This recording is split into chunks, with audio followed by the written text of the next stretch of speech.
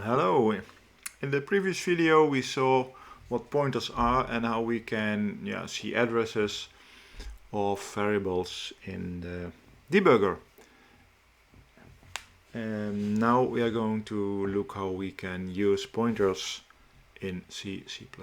So what construction we are using. Okay.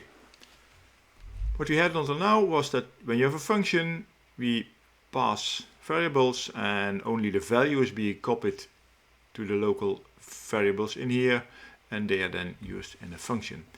But with pointers we can really pass the variables itself to a function because we are passing the address, and via the address we can access the variables itself, and I will show that also in the debugger. Okay, how do we specify a pointer? A pointer is basically specified as some type, a star, multiplication, and a name.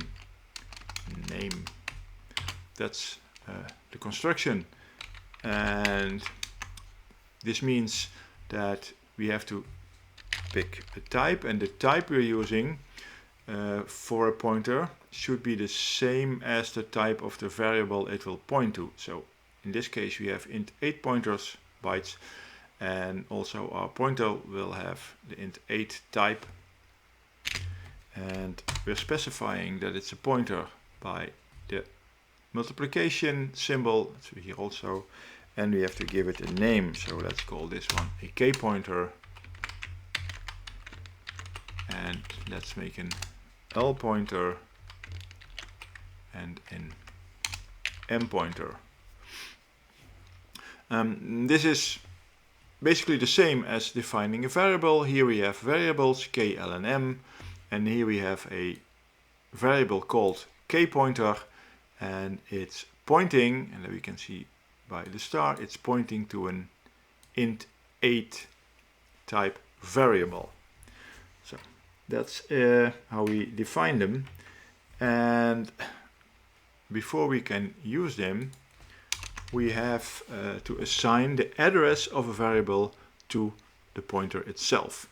So that means that k pointer should point to k somehow, and we already saw in the debugger last video that getting the address of a variable is being done by using an ampersand in front of the variable. So this line says take the address of k, the location in memory of k, and assign that address to the k pointer. Now let's see what that means in code. We don't do nothing more. We build it, and I go to the debugger, and I here still have the addresses, so let's do the same. And now I say I have a k pointer. Well, we're in the beginning of the program, so nothing is being assigned. I step through these lines, and now k and l have the value 9 and 10. Of course, the address of k, the variable, is still at the same location as in the previous video, 2 with 7 zeros, and k pointer is still 0 because we have not assigned a value to it. And since it's a global variable, it's defaulted to 0 when we start the program. And now we are going to assign the address of k to this variable, which means that k pointer should get this value because that's the address of k as we see. Let's do that.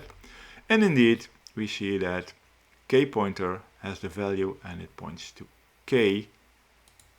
And of course, like we see here, the debugger tells us that what's being on that location has the value of 9, as we see here. So that's okay.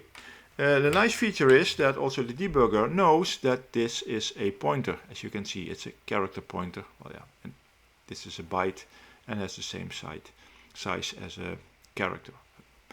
So the debugger shows you it's a pointer. It shows you which address it has, it's pointing to, and what is located at the specific address, in this case being 9.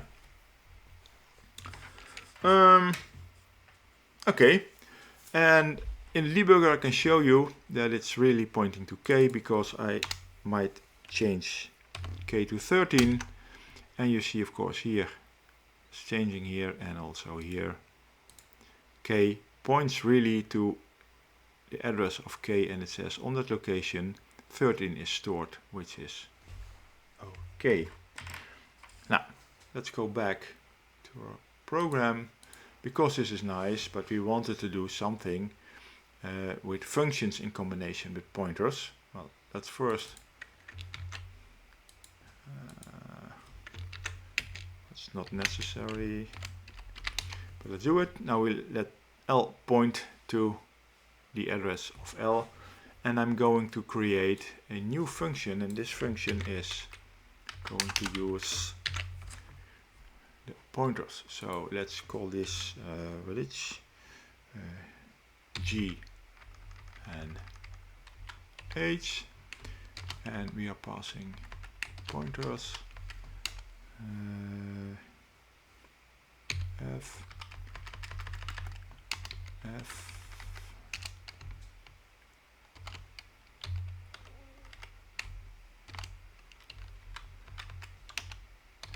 just to use different values. So let's do it okay, build it. And what you see here is that here we simply have variables described, and here we are saying, okay, what we get here is a pointer. You see an integer 8 pointer, which we call G, and here we get an integer 8 pointer, which we call H. And then we have to do something with the pointers, and we are trying to add the values that are present on the memory location pointed to, in this case, by G and by H.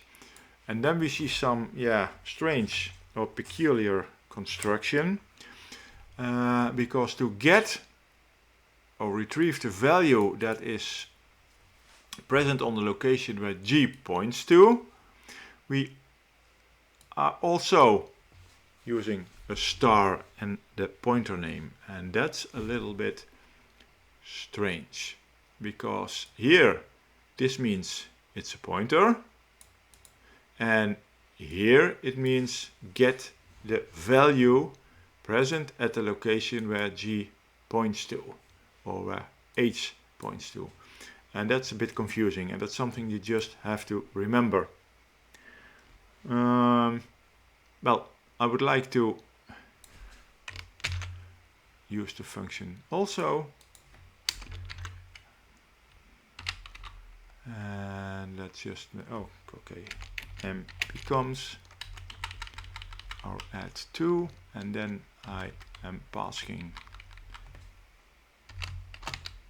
the k pointer, and I can pass here the L pointer, or I might also say, of course, the address of L, which is the same, of course. Now, as you can see, I have a new function add2, which accepts pointers. So I have to pass here a pointer that we have here, and in this case the address of L is also a pointer, because it tells me the address of L, and k pointer tells me the address of k. I already built it, and let's go to the debugger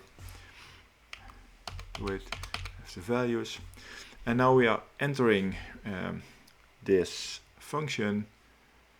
K pointer is what we wanted, and I will step into the function, and we see that G really points to K and H really points to L. I removed it here, let's put it back again.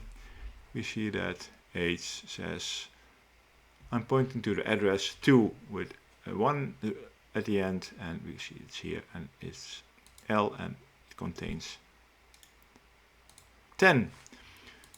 Well, when I step through it, Now it's getting the value at address 2 with 7 zeros, which was k, so it will get this value 9, and here we will get the value that's being present here. It adds it, and of course this should be the sum. Come on, and it is. If I put it here, f, and f is really 10 added with 9, so that's okay. And here m as the proper value. Well, of course the next function will do the same, and now I will show you that the difference between the two types of functions. This way of passing parameters we call passing by value, because the value of the variables here is being passed to the function. And here, when we are using pointers, we call it pass by reference, because we're passing a reference, an address of a variable to the function.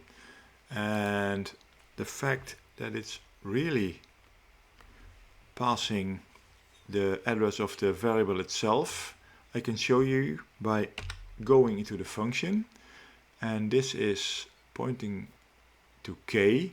And if I now change k, for instance, to 20, we see of course that k pointer now points to 20, and also this one, g, will point to 20. And now if I execute the rest of the function, f should become 30, which it is, as you can see. While if I now enter this function here, and if I would now change k to 30, for instance, nothing here is happening. A, come on, is still the 20 we had when we entered the function, and whatever I do now with k has no influence on A, but of course it has influence on the pointers, as you can see. So C, or in this case M, will still be 30, although I changed K. Yeah, that's about it. So what we saw is that you can create a pointer by using the same type as the variable it should point to. We need a star or multiplication symbol in front of it to define that it's a pointer. Somehow we have to assign an address of a variable to it, and after that it contains an address. And when we make functions that accept pointers, like this, same constructions, type, multiplication symbol and a variable, and when we are getting the values at the addresses, that we also have to use star variable name, which is, as I said, a little bit strange, and you simply have to learn it. Well, that is all I can tell you about using pointers, and the rest you can make using the assignments. Thank you, and until next time.